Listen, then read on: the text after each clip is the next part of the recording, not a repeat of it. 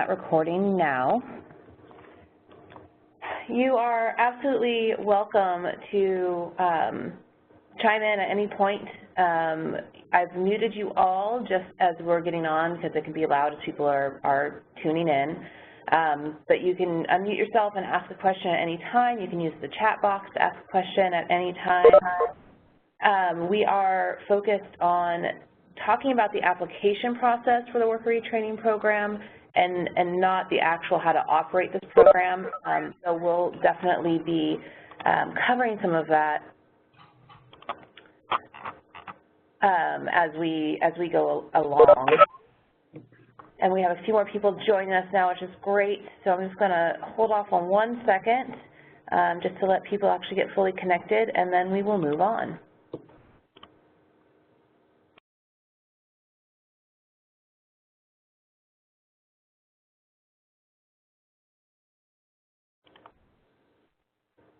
All right. So what we're going to cover today, I am going to give you a brief overview of just what this program is for new schools. The first 15 minutes or so, I really want to focus on covering the areas that I've learned over the past several years of operating this program can make or break the program for a school. So really focusing on that question, if you're a new school, should you apply? Is this a program that would work well for your students and for your school? If at any point you realize this program is not going to work for me or for my students, feel free to drop out of the call. Happy to have lots of different types of schools looking at this program, but you'll see as we get into it, sometimes it's not the best fit. We'll hit on what the minimum requirements are to be able to apply and for your application to meet those minimum requirements.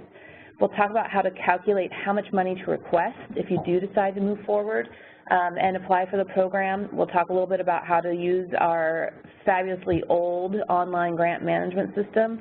And then take a look at the program mix and billing records tool document that is a required piece of the application and is something that if we enter into contract with you, we'll be using throughout the year. So let's get right into it. Let's talk about the program itself. So this program is state funded and it's administered by the State Board for Community and Technical Colleges. This is Catherine Mahoney with the State Board for Community and Technical Colleges. Realize I didn't introduce myself. The purpose of this program, and it's a little bit different, we're one of a very few number of states who actually uses state funds to support dislocated workers get training. So the main idea that the legislature had when they created this program was they wanted to have a funding source so that folks who get dislocated from a particular area of the economy, so in the late 90s, we were really looking at natural resource, timber workers losing their jobs, needing new skills to get reattached to the labor market. So that's really the focus and the goal. And you'll see when we talk about who are the types of students that can access these funds, it's focused on people who need new skills to get back into the labor market. Private career schools and colleges, that's you all, are eligible to provide tuition assistance to students. There's no part of this grant funding that is for administrative costs or to offset the cost of your college administering the program. The only way this money can be used is to be applied directly towards the tuition that you charge students. And this is an annual competitive contract process. So the contract that we enter into with you, if you were successful through the process, it starts July 1 and goes through June 30th of next year. And then each spring we run this wonderful process, and we do have several schools that continue to work with us year after year after year, but you do have to apply each year in order to be able to provide these funds to your students. So really focusing, what we're going to talk about now for the next several minutes is how do you know if you should apply? The first question is, I'm just going to mute folks as they come on. The first question to ask yourself is, does your school already serve students who could qualify, and are you going to be able to find more students that could qualify and be able to make use of this tuition source? Will the tuition assistance for your students make a big enough difference in terms of the total cost that it makes sense for the student and for you in terms of the administrative pieces of the program? And finally, can you handle those additional administrative burdens that come along with the program? I've been focused for a lot over the last several years on trying to winnow down the amount of administrative burden that goes with operating this program, because my goal is to have as many students across Washington accessing the right kinds of training that they want and need to get reattached in a meaningful way to the labor market. And lots of our private career schools and colleges offer trainings that are unique and really closely tied to specific industries, and I want to make sure that as much as possible we can connect those folks. But there still is you know, an administrative burden because this is a state-funded program. It's taxpayer dollars. I have a responsibility to ensure that the funds are used appropriately and within rules and guidelines. So we try to make sure it's the right fit of administrative stuff, but it's definitely not just a plug-and-play program, and we'll get more into that. So let's start with the student piece. Which students are even eligible for worker retraining funds? This is important to be considering because this will help you decide, do I already have students who would qualify, which means you likely would have in the future as well. And you know, do you know how to determine already folks that have these sorts of eligibility requirements? So the main one that our private and career schools really seem to serve the most students under is this receiving unemployment insurance. The UI stands for unemployment insurance benefits, or having exhausted those benefits in the past 48 months. In Washington State, if you lose your job through no fault of your own, you are likely eligible to receive a certain amount of unemployment insurance, and we use that as a proxy that says this person lost their job and they are potentially needing new training for a new career that will take care of themselves and their communities and their families. And that is about somewhere between, depending on which type of school you are, 70 to 80% of the folks that you serve are folks who will say, yeah, I'm on unemployment, or I just ran out of my unemployment benefits. We also are able to serve transitioning military service members. We have several installations across the state, and the Department of Defense has really, over the last few years, ramped up the transition services that they offer their military members. So if you are near one of those military installations, it's quite possible that you'll be able to work with somebody who is technically still active duty, but who has received notification that they will be separating from the armed services, and then a whole bunch of things fall into place for them then that includes allowing them to take time off to take training. We also are able to work with veterans who have been discharged from the service within the last 48 months or 4 years. Displaced homemaker is another category. So this is for folks who have been unemployed, working unpaid in their own home, and then through death, divorce, or separation have lost the income that was supporting their family and their home and need training to be able to get a job. For those of you who have worked with us in the past, we did change a piece of this eligibility, and we'll talk about it more as we move forward with folks into contract. It should make it easier to serve displaced homemakers, and you can check that out in the guidelines, program guidelines. Formerly self-employed, expanded eligibility, and stopgap employment are less common and a little more complicated eligibility categories, but these are folks that are formerly self-employed, folks who were not working and therefore working for someone else and therefore not necessarily eligible for unemployment insurance, and there's a process to go through. We don't see very many of those, and again, I'll refer you to the program guidelines. The expanded eligibility category is about people who are currently working but are not going to be able to keep their current job if they don't get new skills. So they're not looking for a new job, but their employer has said, hey, if you don't go get this certification, I can't keep you employed. And then finally, stopgap employment is the category that is about students who are did receive unemployment insurance, exhausted unemployment insurance, and took a job while they're going to school, which normally would have made them ineligible for this program. But we created this so that folks who are just working somewhere temporarily to keep the lights on while they're finishing their training can still be eligible. So this is really related to that first category of folks as well. So that's those are the folks that are eligible to receive unemployment benefits.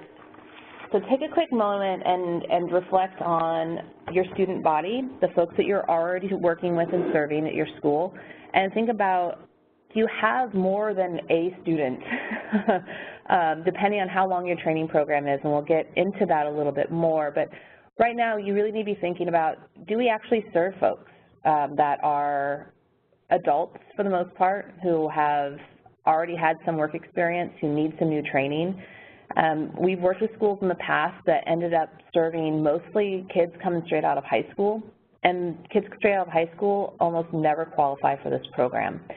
So this is really focused on mostly those older folks who have been in the workforce for a while, who have lost their job and need some new skills to get back into the workforce. And can you find more of those students? Are you already connected with your local workforce? Do you know what workforce is? These are our unemployment offices, formerly known as unemployment offices, located across the state. And if you are already working with them, they're already referring you students that are receiving dislocated worker support or an individualized training account. Those are students who would also be eligible for worker retraining, most likely. So if you have a good, strong relationship with your local workforce already, that's a good indication that you probably are serving students who would be able to qualify for worker retraining. Further, do you have a screening process as students apply for your school and try to sign up for training that would allow you to capture whether or not they're eligible? And is that something that you could do easily to start a new process of asking folks some questions about eligibility categories for worker retraining so that you'd be able to identify folks before they start training with you as being eligible? So that's that first key question. I'm going to pause here. I haven't seen any questions and no one's really bumped in. So just pause here if anybody has any questions about those broad eligibility categories and how to know if you serve enough students already.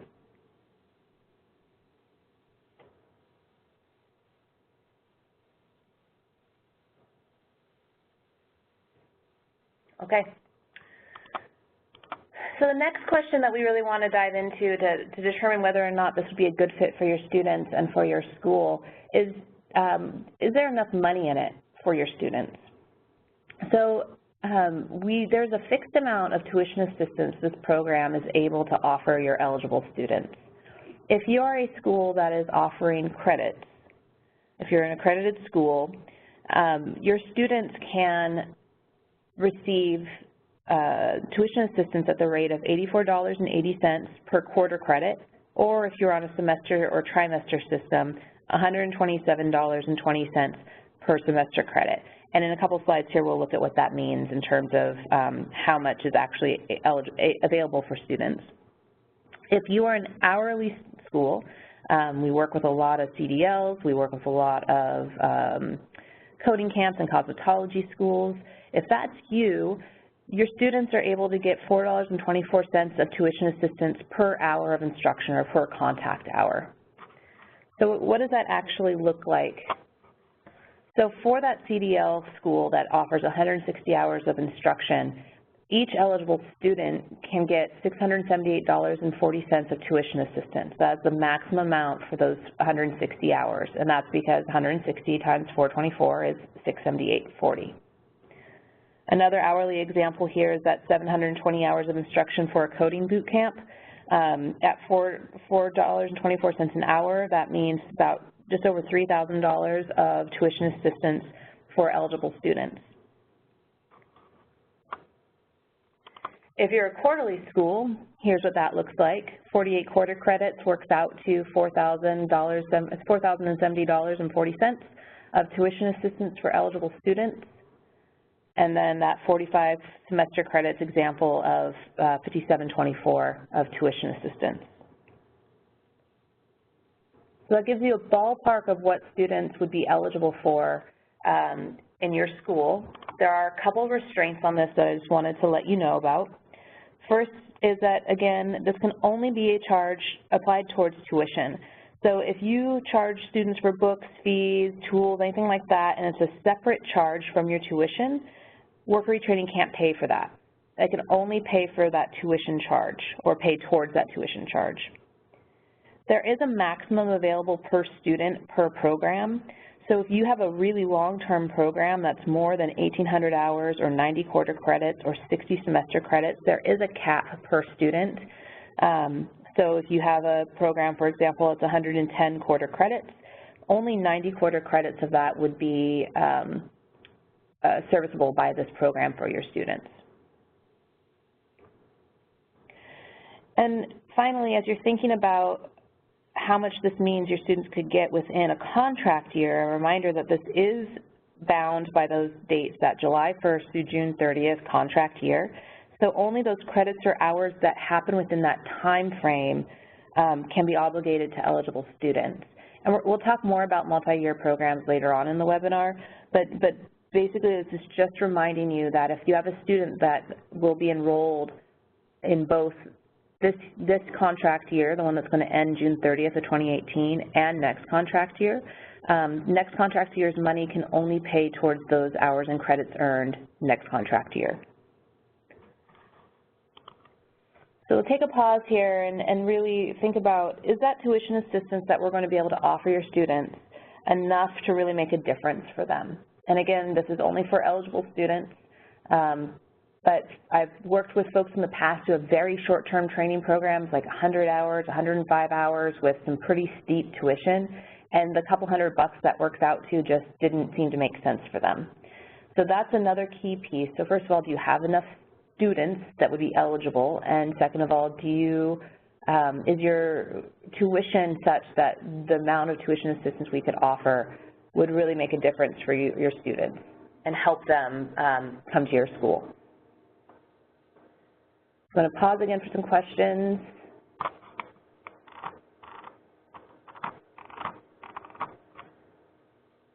Not seeing any, I'm going to move on. So the last piece to really think about in terms of whether or not this program could work for your students and for you is whether or not your school can really absorb the administrative requirements of operating this program. So what does that mean?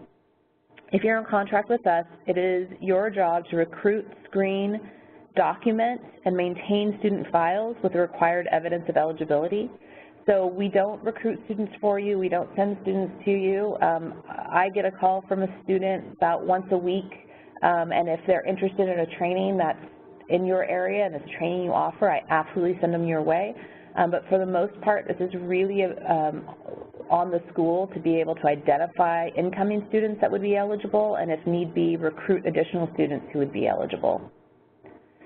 You also need to be able to bill at least quarterly, but no more than monthly.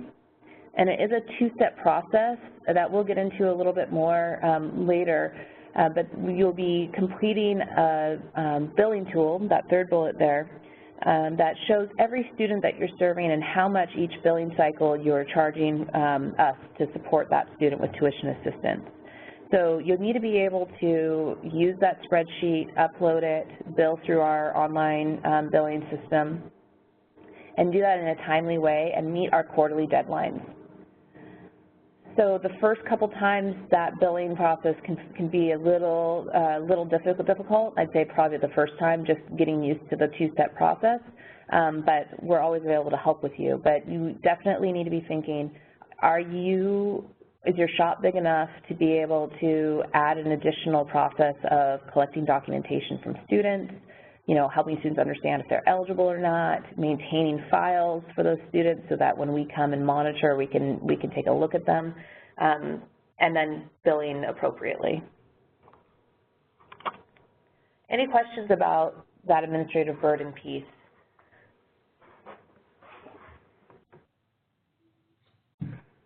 I'm not sure if you're hearing my question that I've written on the chat window. I don't see anything in the chat window, but I hear you. So what's your question? So I wanted to get some questions that we could actually ask our students regarding eligibility. I mean, so my students are definitely, almost 90% of them are from underrepresented communities. But it would be good to ask a few questions to make sure that that's the case? Yeah. And what So sort of questions would we ask? Yeah, we have a couple things that can help you think about that. So in the program guidelines, there is a pretty thorough description of what it takes to qualify for each of those different eligibility categories, and that information is reflected in our poorly named Appendix A. It's the first appendix to those guidelines, and it's actually a form that the student would need to complete, and that describes each of the eligibility categories and what the required documentation is for it in some pretty brief terms. So those are those two things really can help your staff understand what they're looking for, and also can communicate in a written form at least to potential students what kind of areas they might be eligible under. I've had some schools in the past use that information to add into their own kind of screening process with students in language that makes more sense to the folks that they're serving, and that's certainly allowable as well. So I would refer you to the program guidelines just to get a little bit more information about what those eligibility categories are. Does that help? Yeah, sure. I'll check it out. Thank you. Absolutely. Any other questions? Can you hear me? Just barely. You're a little echoey. It's probably my room. I also had something in the chat question, but it was about, because I might have misread it in the information, but my understanding from what I read is that the money that we get from the Worker Retraining Grant it's only for tuition, but it can't be applied to something, to tuition that's already received a different grant, for instance, the WorkSource or the OIC grants, which is who we work with. Did I read that wrong? So is your question about whether or not you could use worker retraining funds and these other sources? Yes. So you can braid them together, but you can't mix them. So if your total tuition charge is, let's pick a round number, $1,000, and the amount that your students can get from my program is $250, you can absolutely apply that to their tuition and then have those other sources cover the $750. Okay, thank you. Yeah, thank you. And I apologize, my chat window was in a weird spot, and I do see that several of you had lots of questions, and I think we've answered several of them already. And some of them are specific around working out the math on how much tuition assistance a student would be able to get. So I'm going to push forward because we're going to come back to that here in a moment, and we'll work that out. And I will just offer, if I don't get to the question specifically about your program, happy to have a conversation offline with each of you around calculating just how much funding you would be able to offer your students. So I apologize that my screen wasn't set up in an appropriate way. It looked like there was no chat, and I was just like, okay, great, I'm doing a great job. I'm answering all these questions. All right, so this is the point where I do want to pause, though, and think about whether or not this is a program that's going to work for your students. So again, a couple of these questions are about the number of hours. If you're an hourly school, you got to just multiply $4.24 by the number of hours that your program takes. And that is the maximum tuition assistance a student can get. In terms of when you can start using these funds, once you apply for these funds, we'll go through a process. We'll let you know if we're able to move forward with you. This process is described in the application guidelines. And then you'll be able to start offering tuition assistance through this program to students if we enter into a contract with you starting July 1 of 2018. There's a question about whether or not you can start offering these funds to students right away, and the answer is no. We have to go through the full competitive process, and then our contracts will start July 1 and go through June 30 of 2019. Any other questions?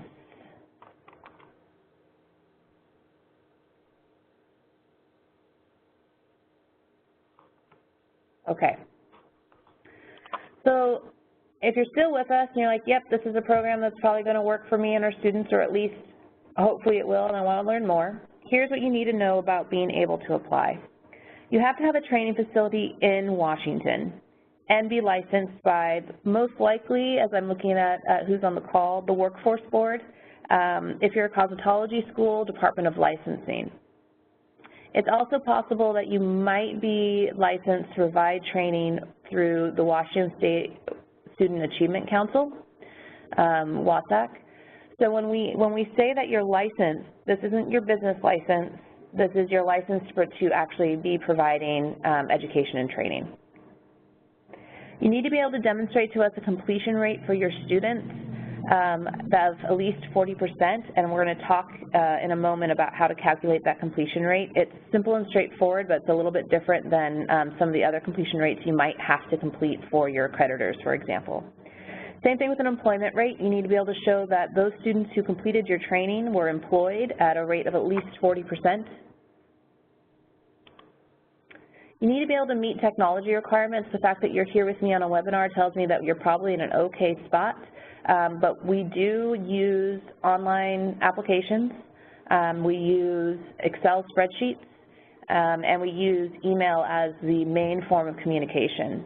So you need to be able to engage with those three areas well.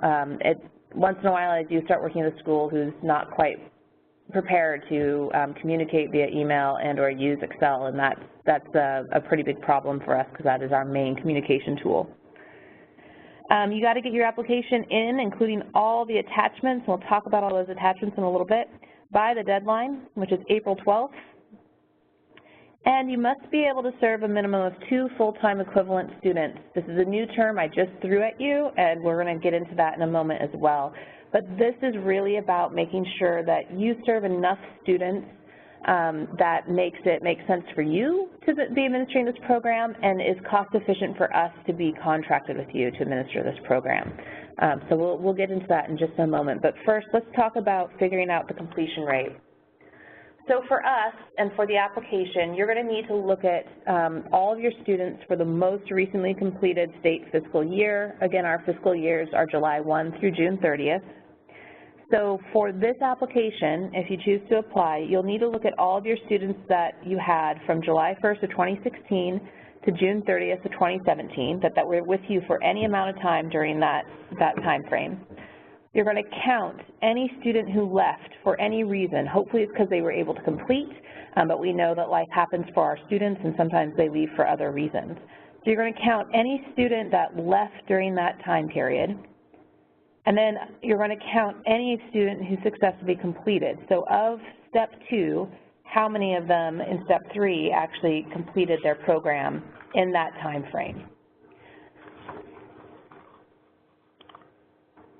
Then you're just going to do a simple calculation where you're going to look at all those exiters and put them on the bottom of a fraction, and you're going to take all those successful completers and put them on the top.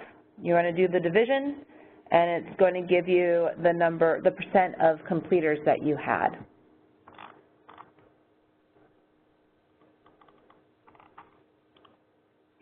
So here's an example of what that looks like. In my school, I had 204 students leave me at some point during that fiscal year. Of those, 153 completed, and a bunch of the rest of them just kind of disappeared, can't go to school anymore, couldn't afford it, whatever the issue is, and that led to a 75% completion rate. Now, some really good questions are coming in around what happens if we're a newer school.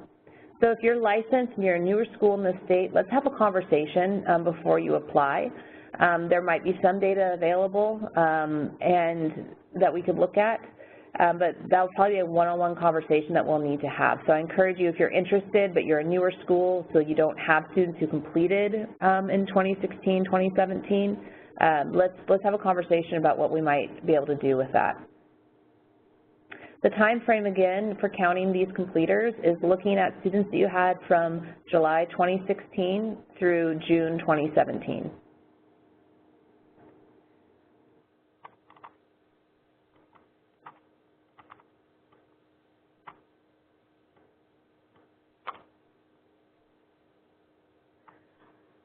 have another question in the chat I want to deal with really quickly here. Our school has twice accepted students from Montana's job retraining program, and their program paid their full tuition. It sounds like Washington's job retraining is only for $4 an hour and doesn't look at the cost of the program. Are you understanding that correctly? Yes, you are. And when I get into discussing the full-time equivalent student piece, I'll be able to explain that a little bit better. But our tuition reimbursement rates are tied to the law. So the law that created this program said that you can work with private career schools at the same rate as tuition in the public sector, and that works out to $4.24 per contact hour. I'm going to move on to the placement rate. So this is about employment placement. Same process. We're looking at July 1st, 2016 through June 30th, 2017. You're going to count those same students as in your completion rate that actually successfully completed. So it'll be the same number that you used in the step before for successful completers. And of those successful completers, who have you documented as being employed?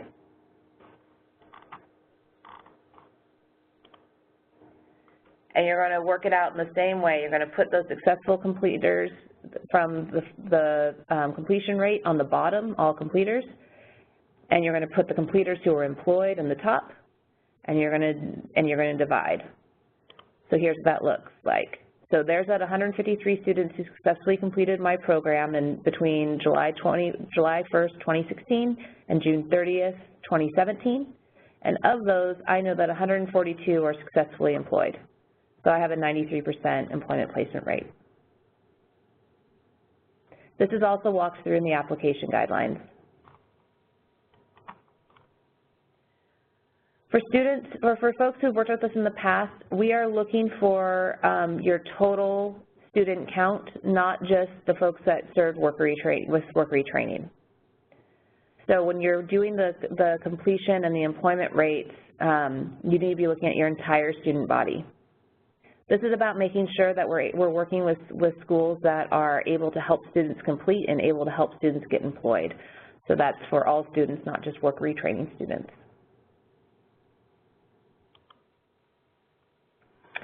So we're going to get into this tricky thing called an FTE here in a second, but I want to pause. I'm going to scroll through the chats again. There's several that come in. Some are very specific questions that I want to follow up with you via phone. So again, I'm just looking for questions that are about those completion rates. So yep, just to reiterate, for both completion and employment, we're looking at July 1st, 2016 through June 30th, 2017. If you're a new school, let's have a conversation, give me a call, and we'll talk it through. That's a risk for us, but we also want to support as many students as possible, so we'll have a conversation about your school and what you've been offering and how you've been doing and moving students through. And that seems to be about all the questions. Okay, so now we got to get into like a wonky, bureaucratic issue, which maybe you're already thinking that's all the last 33 minutes of my life has been, Catherine. But here's a piece that we're going to help kind of explain an important part of the application, which is how much funding you can request. So we use something called a full-time equivalent student, FTES, or an FTE, to help calculate funding and the number of students that you're working with. One FTE is not the same as one student. It's not the same as head count. What one FTE is, it's 45 quarter credits, 30 semester credits, or 900 clock hours enrolled. So however many students it takes for you to add up to 45 quarter credits if you offer quarter credits, or add up to 900 clock hours if you offer clock hours, is what an FTE is.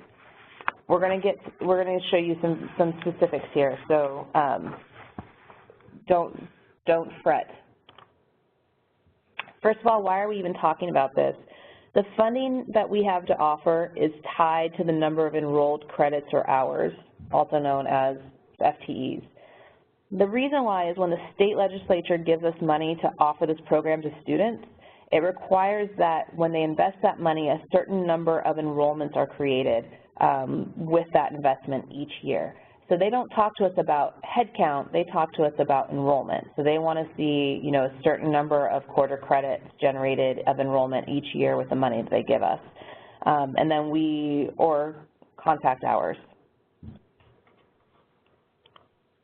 So when you apply for the Worker Retraining Program, you have to provide the number of FTEs you believe you will generate within the contract year. The number of FTEs you request is tied to the total amount of tuition assistance you request. So that's why I started with trying to make sure you understood how much tuition assistance is going to be available to your students. One full-time equivalent student is the same as $3,816 of tuition assistance. Let me move to this next slide to show you what that means so that hopefully this will all start to make some sense. So as you see, here's that first part again. 1 FTE is the same as 45 quarter credits, 900 clock hours, etc. If you look at the math, $3,816 is the same as $84.80 per credit for those 45 quarter credits. That's the same reimbursement rate that we talked about earlier.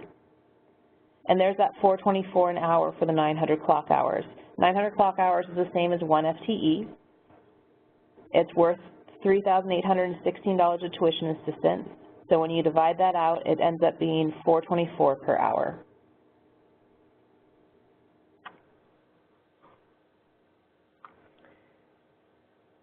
So there's a question about what we mean about hours, and this is a really good question.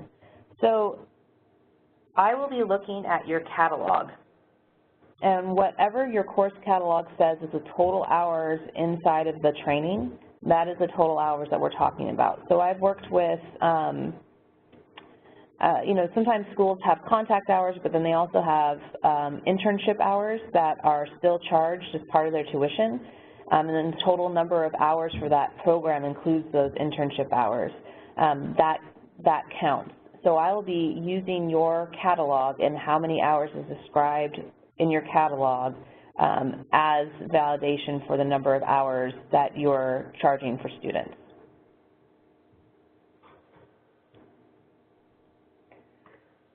So again, the key reason why we're talking about FTEs is because you have to tell me in the application how many FTEs you're going to be able to generate with the funding that you get. And the number of FTEs you're going to generate tells me how much funding you're going to get. It's all kind of this fantastic circle. So the way to think about this is to go back to that first question we were talking about 38 minutes ago about how many potentially eligible students you think you're going to be able to serve within that contract year. And again, that contract year is July 1st through June 30th. If you offer more than one type of program, then you need to think about which of our programs, if not all of them, are we going to see these eligible students in. So if you offer one program and it is 30 quarter credits, then you are going to have to have several different students complete all 30 credits in order to meet our minimum of 2 FTEs, and we'll show you the math on that here right now. So let's say you offer a dental assisting program. It's quarterly credits, and this form also is in the application guidelines to help you think this through. Your dental assisting program takes 48 quarterly credits. If we have one student who is enrolled and completes all 48 quarter credits within that 1 year, that July 1st through June 30th date, that's just over 1 FTE, because 48 credits divided by 45 credits is just over 1 FTE. So in order to know if you have enough students to serve, you need to be able to have at least 2 students complete all 45 of those credits within the contract year to have enough volume for us to work with you.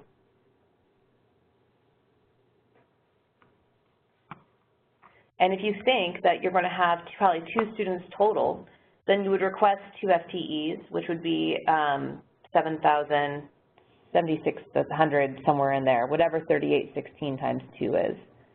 That would be how much tuition assistance you would have to offer those 2 students. Same thing with welding. Here's that same welding school that we were looking at earlier with 45 semester credits. 45 semester credits divided by the 30 semester credits, that creates one full-time equivalent student. Means that one student, if they complete all 45 semester credits in a single year, would generate 1.5 FTEs for you. So you'd need you need at least 2 students working towards those 45 credits within a year in order to meet our minimum of 2 FTEs. The CDL license, here's our CDL school. It's a 160 clock hour program. It takes 900 clock hours to generate one single full-time equivalent student, 1 FTE. So if you're a CDL school, you need to be able to move rounding up 12 students per contract year in order to meet our minimum requirement.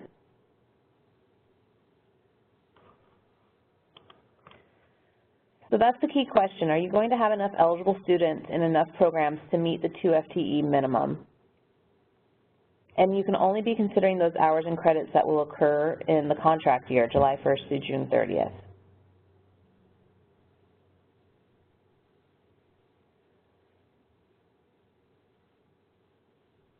So I know this can be a little bit confusing. Any questions about this one?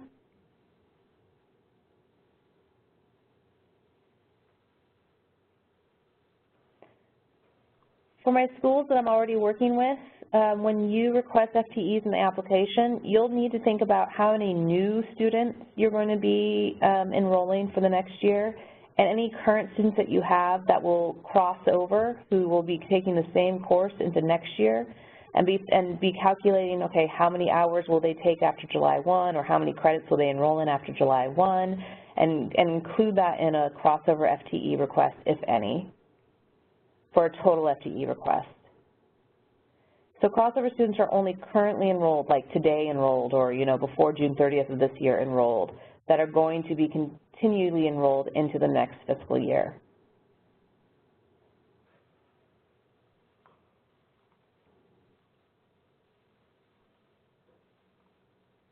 All right. Not seeing any questions. This is stepped through in the application guidelines as well. So hopefully between this and that, you will see, you'll be able to understand this piece of it. I'm always available to help walk through this, though.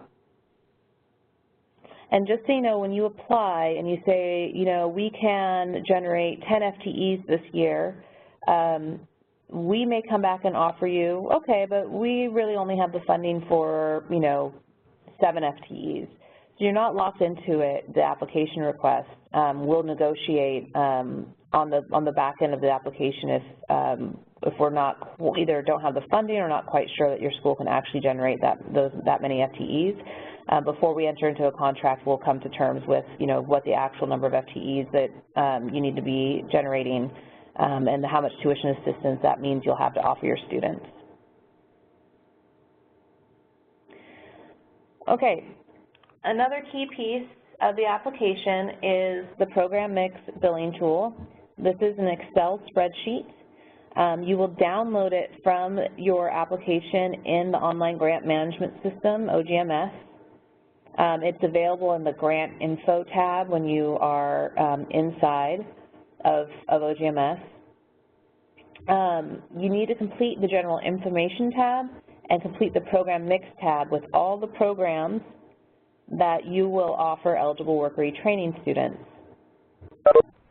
You need to identify the zip codes associated with your programs, and if you don't see it on the drop-down list that we offer, just choose the one closest to your program. So let me show you this real quick. So here is the billing tool. Hopefully you're seeing the Excel sheet.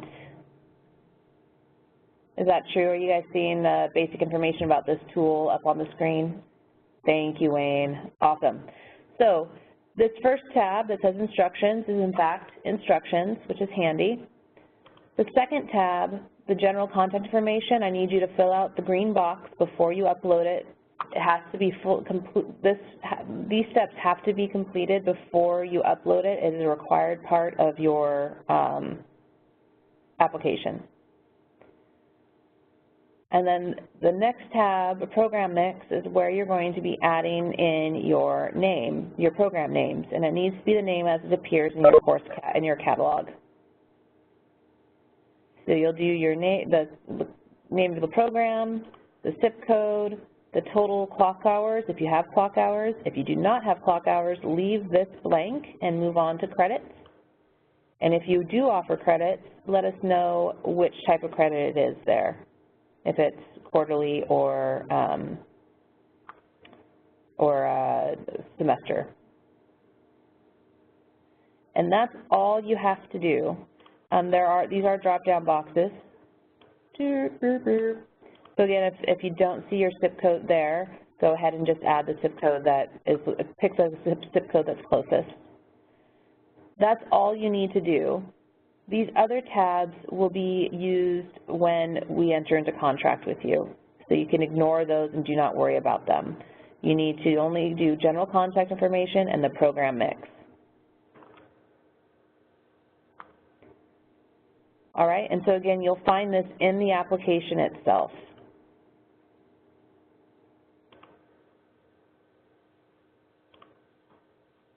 Oops.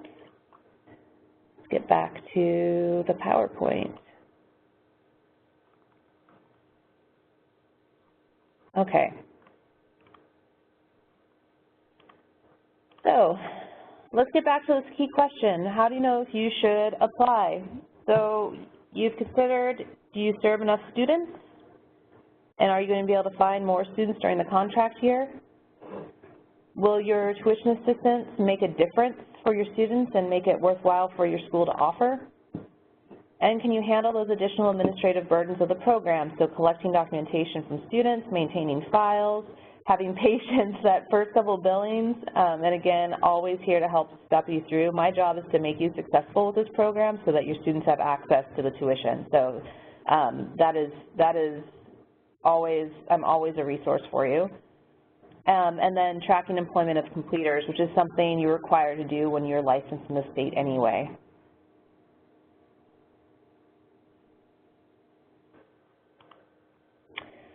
So if you've made it this far with me and you're like, yeah, okay, we'll give it a shot, I'm really glad.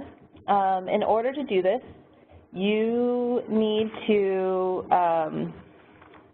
apply through our online grant management system. That's the only way to apply for this program. It's a web-based application that we maintain here at the State Board. If you've not previously used OGMS, you must request access by contacting Michelle Rockwell. There's her contact information. She's somebody that you'll probably have some contact with as we go through the contracting process. If we move forward with you as well, she's fantastic. There was a misprint in our application guidelines referring folks to me. You can absolutely reach out to me. I am not magical enough to get you access to OGMS, so I'll just refer you on to Michelle. If you've already used OGMS previously, you've got to work with your security administrator, which you can find when you go to the OGMS website. You'll see security contracts. You'll see, oh, here's my school and there's my security administrator. You got to connect with them to get you a username and a password and to get you permission for this actual application, the FY19 application. If all that sounds confusing for you current users or for our new folks, either way, there's a really handy, easy to use, step-by-step OGMS help manual on the OGMS website as well.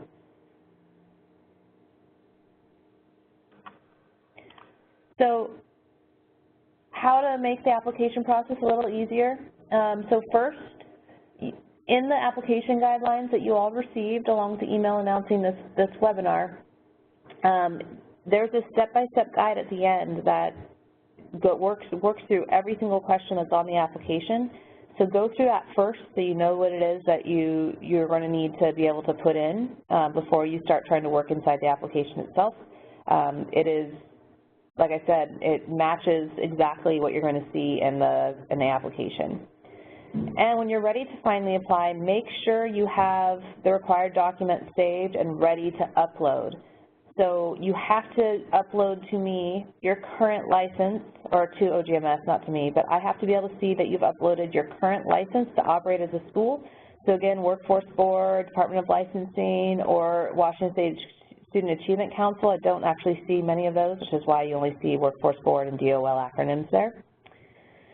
That program mix and billing tool that we just looked at with the tabs, the first 2 tabs as required, completed, and your school catalog. Sometimes your school catalog can be too big to upload.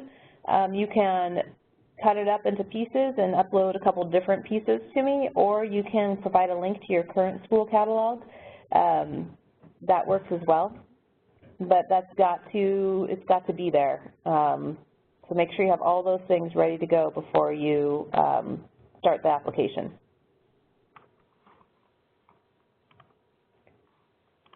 And with that, we are at the end, and with a few minutes to spare.